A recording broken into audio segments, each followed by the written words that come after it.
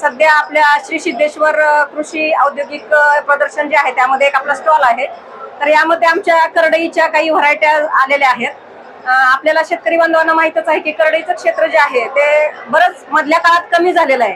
त्याची कारणं पण त्यांना माहित आहेत की हार्वेस्टिंगचा मेजर प्रॉब्लेम होता त्यांचा, त्याला काटे असल्यामुळं ते हार्वेस्टला प्रॉब्लेम होता, मजूर यायचे नाहीत। पण आता बऱ्यापैकी हार्वेस्टर आलेले आहेत। कमी खर्चामध्ये हेक्टरी 1500 रुपयामध्ये वगैरे हार्वेस्टिंग होतं।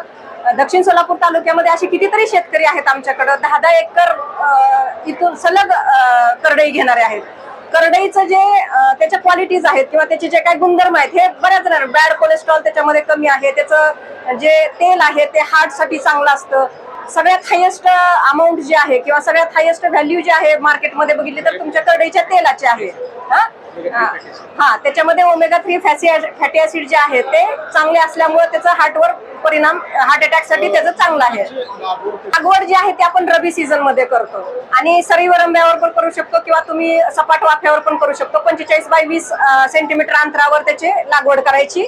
15 सप्टेंबर ते 15 ऑक्टोबरच्या दरम्यान ह्याची लागवड करायची। लागवड केल्यानंतर 1 महिना ते 1.5 महिन्यामध्ये ह्याच्यावर साधारणतः एक मावा हा कीड येते।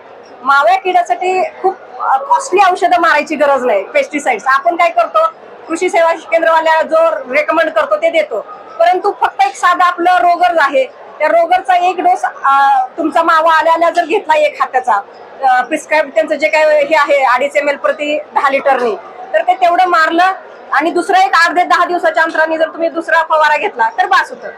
तर ह्याला जर तुम्ही संरक्षित पाणी दिलं तर आपलं जे यील्ड आहे 12 ते 15 क्विंटलचं ते डायरेक्ट डबल होईल। कधी द्यायचं पाणी? हलकं पाणी द्यायचंय तुम्हाला। मध्यम जमिनीसाठी आपण रेकमेंड करतो करडई हे पीक।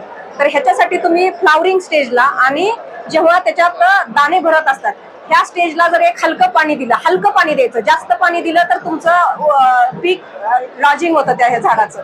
बाहेरचे जे रिसर्टेशन, बाहेरचे जे कंपन्या असतात त्यांचे कॉस्टली आहेत, आपलं हे 5 लिटरचं 1410 रुपयाला फक्त मल्टीमायक्रोनेट। ह्याचा एखादा हात घेतला तुम्ही करडईला अजून तुम्हाला फरक दिसेल तुमच्या ह्याच्यामध्ये, कारण आता बऱ्याचशा आपल्या महाराष्ट्रातल्या जमिनी ज्या आहेत त्या फेरस आणि झिंक किंवा लोह आणि जस्त ह्याच्यामध्ये कमतरता जाणवती।